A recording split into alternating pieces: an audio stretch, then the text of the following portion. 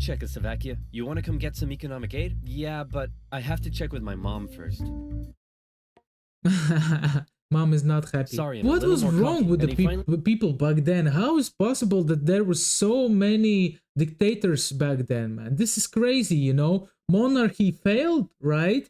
And straight away, replacing monarchy, dictators came. Man, this is like gave mad. Kim What's up, team? My name is Tom, and today I'm gonna react to Cold War Oversimplified. For people who don't know, Cold War happened between 1945 and 1992, starting from ending from Second World War, yeah, till the collapse of Soviet Union, and it was between the Soviet Union and USA. So let's dive in and watch it and react.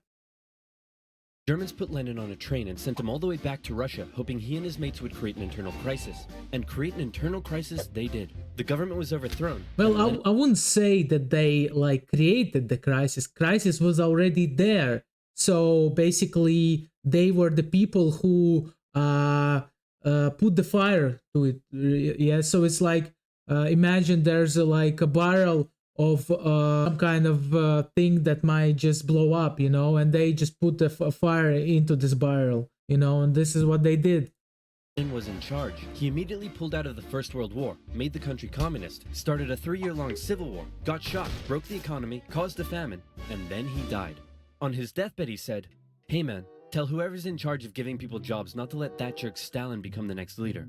By the way, who did I put in charge of giving people jobs? That would be Stalin, sir." Also, they created civil war between the Red Army and White Army. Red Army were the guys who were communists and followers, and the White Army were the people who were still serving to the monarch, the Tsar system, right? And they were fighting for to not allow the communists to gain power. Stalin was a rising force in the Communist Party. He still had some opponents, but conveniently, all of them were arrested or disappeared. So that was lucky. And so Stalin took over. He implemented his 5-year plans, which transformed the country from an agriculture-based economy to an industrial one. And like Lenin before him, he reigned with terror. Anyone who dared criticize or oppose him would either be killed or left to rot in the horrendous Soviet. Literally, the system had ways how to terrorize the population. Basically, in every big, like in every country, in every part of the country, right? They had special squads that had like a list of how many people should be arrested as spies, etc., right? So everybody was afraid to say something, to do something, and Stalin was ruling by fear, basically. Work camps. Then a short man with a silly mustache tried to take over the world, punched the Russians all the way to Moscow, and then the Russians, with some help from their faithful ally, the Winter, punched them all the way back to Berlin. At this point, being allies, America, the UK, and the Soviet Union were good chums. They held a couple of Friends conferences forever. near the end of the war to decide what would happen next. Joking. Hey Stalin, after all your trials and tribulation, you must be pretty happy to be standing here in Berlin. Tsar Alexander made it all the way to Paris. Hey, just give me a second. Yeah. Hey man, I think something's up with Stalin. I know, right? What should we do? Shall I tell him about the bomb? Yeah, tell him about the bomb. That will scare him. So, we got this crazy new big A-bomb that can destroy an entire city in one go. Yes, my spies told me already. Oh wait, I meant to act surprised. Wow, that's amazing. He already knew. How? Am I sure I want to send nuclear secrets via unsecure public coffee shop Wi-Fi?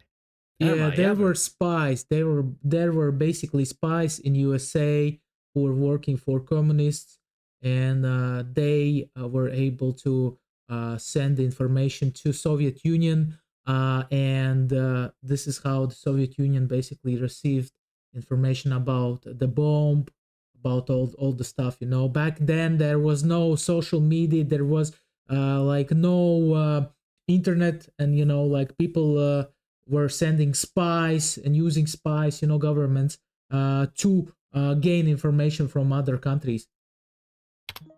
Dude, use a VPN. And speaking of VPNs, if and hide service provides you to surf the net back to a server, say for nordvpn.com/ with an ad, also A stand for atomic or app. Now where were we?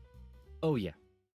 Does the A stand for atomic or ass? Then America dropped their big A-bomb on Japan, and World War II officially came to an end. Hooray, we won!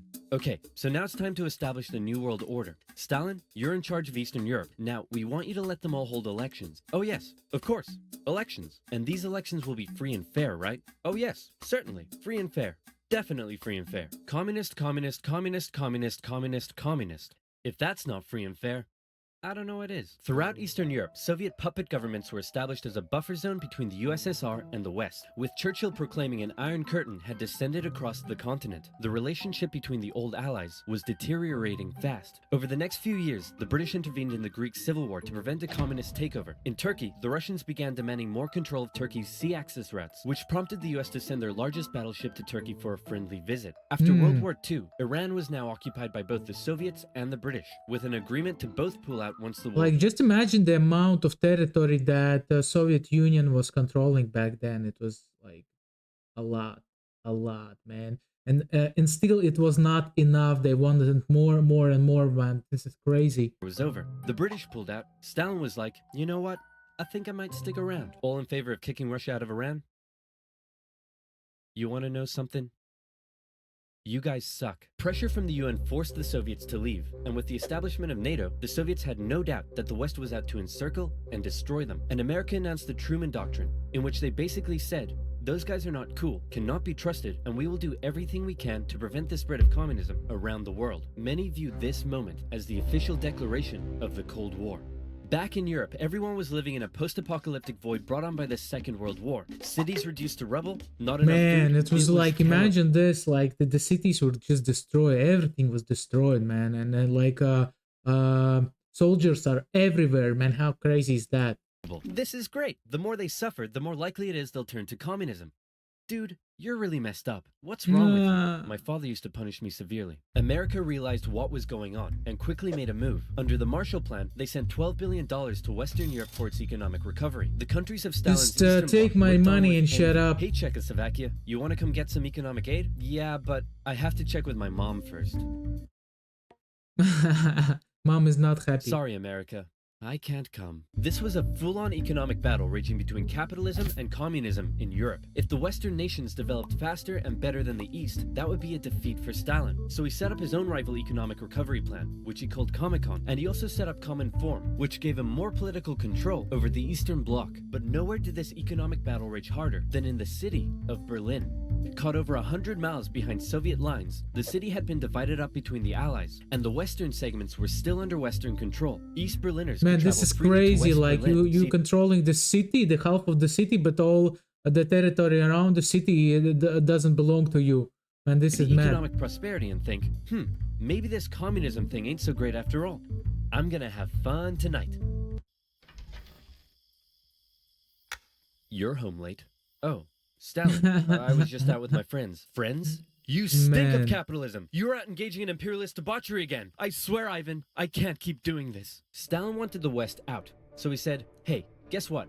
I'm blockading all of your supply routes to West Berlin. What are you gonna do about it? I suppose we'll just fly the supplies in. Yeah, they just can't stop it, you All know. right, Truman. You in this round. The Berlin airlift was an incredible undertaking and a major success for the Western Allies, and Stalin ended his blockade of West Berlin. His aggressive actions worried the West, but not as much as this did. Let's go! The Soviet Atomic Union bomb, had man. developed their very own atomic bomb. The USA no longer had a nuclear monopoly. The world now knew that if a major war broke out between the two superpowers, it would be more destructive than anyone could imagine. So it was comforting when Stalin came out and said that war between the Soviet Union and the West was unlikely. Oh, wait, inevitable. He said it was inevitable. Hey, you know who I haven't checked in on in a while? My good friend China. Whoa! What happened to you? What happened to them was a full-blown civil war that had been going on since 1927. Man, China got just destroyed, man. First of all, there was civil war, then Japanese invaded, then again, Chinese fought the democratic forces, right? And then, like, man, this is crazy. People's Liberation. By the way, guys, you can check out the Rise of Xi Jinping documentary over here in the left corner, also related to China and also related to how Mao Zedong, the leader of Chinese Communist rise to power, man. So check it out. Very interesting. Army under the leadership of Mao Zedong successfully defeated the Republic of China, who fled to Taiwan. The now communist China and the Soviet Union signed a mutual defense treaty. This was terrible news for the West. Yeah, But of wait, course, of course. There's of more. course. After the Second World War, Korea was divided along the 38th parallel. In the north, the Soviets set up a communist regime. In the south, America set up an anti-communist regime. Both were led by very sweet-looking old men, but don't let that deceive you. They were both ruthless dictators, and both dreamed of reuniting Korea under their own regime. Now that he had the bomb, Stalin was I mean, feeling a what little was more wrong cocky, with and the he finally people back then? How is possible that there were so many dictators back then, man? This is crazy, you know? Monarchy failed, right?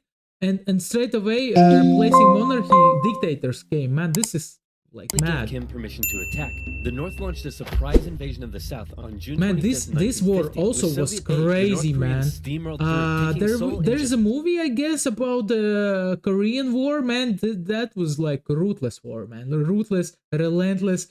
I mean, man, this is like 3 how days, and people can replacing one fight ruthless so dictator much. I with don't another. understand, The UN man. were freaking out Such and a quickly like created animals. an emergency force made up of troops from 16 countries to defend the south. The West still held Busan and made landings at Incheon near Seoul. They pushed the North Koreans out of Seoul, replacing the ruthless dictator that had replaced the first ruthless dictator with the same ruthless dictator that had previously been replaced by the new ruthless dictator. And the West then continued all the way up the Korean peninsula. At this point, China was getting worried that the UN may just keep going. The US had sent this guy to lead the operation. After winning the Pacific Theater of Yeah, World War II, basically this General photo Douglas was taken, right? Because to show other people, Americans and all the people and Japanese, that emperor is very small size, right? That the general of USA is bigger size, and basically it shows that emperor of Japan is like just an ordinary human being. Basically, that's what they were trying to do with this photo, used as a propaganda, right? MacArthur's head was big and his balls were bigger. He reassured President Truman that there was absolutely no way at all that the Chinese would ever get involved. Meanwhile, 500,000 Chinese troops were crossing into Korea. Nuke 'em. No. Nuke 'em. No. Ah, come on. You're fired. The US considered the nuclear option, but now that the Soviets also had the bomb, they didn't want to risk all-out global destruction. The communists pushed the West right back almost to the exact same spot they had all started from, and they ended up in a stalemate where they remained until both Man, sides I finally wonder agreed to how work towards many people died during the Korean War, man. How peace the settlement casualties. in 2018. Back in America, Americans decided they wanted a new president who would be tough on communism, so they elected famed World War II General Eisenhower, who was really hard Alright. to draw. It's 1953. Tough Hey, Stalin, times how you doing? Oh, he's come with dead. tough He had a people, right? cerebral hemorrhage, and his reign of terror kinda came back to bite him in the ass, because he had imprisoned all of his best doctors, and those that were left were too terrified to treat him. The new leader, Nikita Khrushchev, called a meeting and said, "Hey guys, you know how Stalin was I can tell you even more that people who were around Stalin, they were afraid to like even to bother him, right? And like when he was on his deathbed, they were thinking like, okay, like let him die, like okay, like he's gonna die, we're gonna like take the power, you know. But this is how much they were afraid of him. They didn't want to save him even, you know. imprisoning and murdering us all for doing basically nothing? Yeah, he was kind of a jerk. I'm really not sure how this Yeah, is news to you. then Khrushchev this worked on a happened when campaign of Khrushchev came to power. de-Stalinization. He started this Stalinization, right? And he like destroyed Stalin's cult, and with that he destroyed many people's lives also, because a lot of people were just, you know, like thinking about Stalin like a god, right? And for them he was a god. And when he died and when this happened, you know, some people made suicide straight away. Statues of Stalin were taken down, Stalingrad was renamed, and Khrushchev announced that he wanted the Soviet people to be happy and would allow greater freedom in the Soviet Union. So how did that work out? Well, an uprising in East Germany was brutally suppressed, a revolution in Hungary was brutally suppressed, and demonstrations in Poland were brutally suppressed. Of course. Although he did finally allow No some freedom mild of reforms. speech, my Back in man. the Soviet Forget Union, about he it. permitted more cultural expression, but then began banning stuff based on his own personal taste. Modern art looks like a child urinated on a canvas. Banned. Jazz music sounds like the feeling of needing to fart. Banned. Well, Your poetry yeah, is really depressing. he was How not could anyone in afraid the to Soviet express Union be himself depressed? in You're a banned. Khrushchev wanted the rudest Soviet manner, people to be right? happy, but not like that, or that. or that. Young people began enjoying abhorrent Western pop culture. Son, remove that disgusting imperialist apparel at once. Shut up, Dad. You can't tell me what to do. Well, would you look at that? Turns out he can tell me what to do. The West had initially liked the cut of Khrushchev's jib, but world events soon soured relations even more. The two sides were spying on each other a whole lot throughout the Cold War. The KGB had spies and informants in nearly every aspect of Western life and government, so much so that whenever the US tried to send spies into the Soviet Union, the KGB were usually ready to arrest them on the spot. Members of the Manhattan Project aided the Soviet Union in acquiring the bomb. Some American officials believed they were on the wrong side. I'll sell you 3 secrets for $5 million. Okay. Go ahead. Guys, I can tell you even more that in the UK there was like 6 guys from Harvard or from another big Oxford, another big university, and those guys were like spying and giving information to Soviet Union. A lot, man. A lot of information. The Allies are digging a tunnel under East Berlin to tap your communications. There's an American agent living at this address in Moscow, and sometimes, when I'm home alone, I like to put on my wife's dresses, sit in the corner, and cry for hours. Very interesting. In America, fear took hold during the Red Scare and the McCarthy trials. American values imploded as fear of communism collided with freedom of thought and expression, and communist kind of became a buzzword thrown around to describe anything people didn't like. Hollywood? Communist. Your next door neighbor's dog? Communist. When the grocery store cashier asks if you need a bag when you clearly can't carry 10 tubs of baconaise in your hands? Communist. But one area in particular where the US had an edge over the Soviet Union was in its espionage technology. In particular, U-2 spy planes flew across Russia carrying out surveillance from the skies. There was a nasty incident in 1960 though, when one was shot down and Khrushchev was furious. Who the hell is this? He's a high-altitude weather enthusiast who flew off course. Okay, that sounds plausible. Wait a minute. Why does he have a gun and a poison needle? Because he's a very naughty high-altitude weather enthusiast. But much to America's concern, the Soviet Union appeared to be ahead in the space race. Everyone freaked out when Russia launched the world's first satellite, and then they actually sent a man into space. Even worse, there also appeared to be a missile gap in the first man in the space, Yuri Gagarin, when he came back, he became a superstar, like literally superstar, not only in USSR, but in whole world. He was visiting London, he was visiting Queen of England, right? And he went to USA. Like, he was like crazy, and he died in such a dumb way and mysterious way also. Like, basically his plane crashed. He was a pilot, right? And one day he went out to make the flight, yes, together with his comrade. And they went, and the plane crashed, and he died. Man, this is favor. so Khrushchev unfortunate. was so confident that he even allowed the U.S. to set up a technology exhibit in Moscow, attended by a certain Vice President Richard Nixon. Check this out. We have color TV. Yes, but we've been to space and can obliterate you with our massive nuclear arsenal. Check out this vegetable peeler. Tensions increased further when both sides upgraded their atomic bombs to hydrogen bombs. And after West Germany was allowed to join NATO in 1955, Khrushchev set up the Defensive Warsaw Pact, strengthening the military ties between the Soviet Union and its satellite states. In 1960, Americans decided they wanted a new president who would be tough on communism, so they elected John F. Kennedy. The Soviet Union was advancing its technology, but it was also bleeding its coffers dry, and all of the money was going towards the military, not the people. Life under communism was still as hard as ever, and Berlin remained a thorn in the Soviet side. The contrast between the economically prosperous West and the struggling East was clearer day by day, and East Berliners were still able to freely travel to the West. Now, many of them were deciding to stay there. Millions defected to West Germany via West Berlin, causing Eastern factories to lose workers and taking a heavy toll on the economy. Soviet leaders decided this couldn't continue any longer. First, Khrushchev tried this: leave West Berlin, or else. Or else what? Or else. I love the way they're trying to force people to stay in the system, but in the same time, they do minimal efforts to increase their better living. You know what I'm saying, yeah? Because it's easier to build a wall than to build let's say a system that will benefit people will make them live better. I'll be really mad at you. Yeah, no, we're gonna stay. Listen, man, West Berlin is ours, East Berlin is yours. That's just how it is. Kennedy felt pretty good about his show of American resolve. But wait a second, did you catch that? Let's replay it.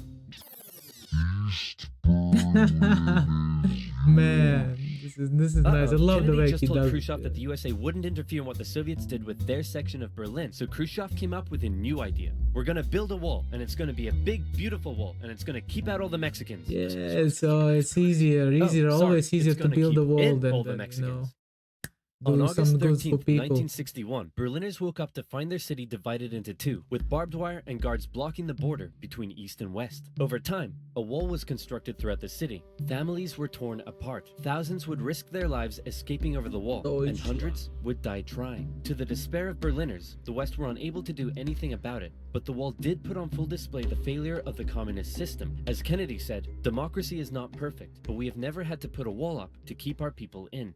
As part of the agreement between the two sides, US diplomats were still allowed to travel to East Berlin, but suddenly, East Berlin crossing guards started giving them the business, and Kennedy was like, nah-uh. In October, the US rolled tanks up to the crossing point at Checkpoint Charlie as a show of strength. Man, it was so close. The Soviets did the same, and the two were like during the Cold War, like there was so many situations that could turn into World War III. Man, this is incredible. Like for people, I bet if you ask your like grandparents who lived in the 1960s, 1970s, right? For just the people who lived there, they were afraid of nuclear war, man, because it was real back then.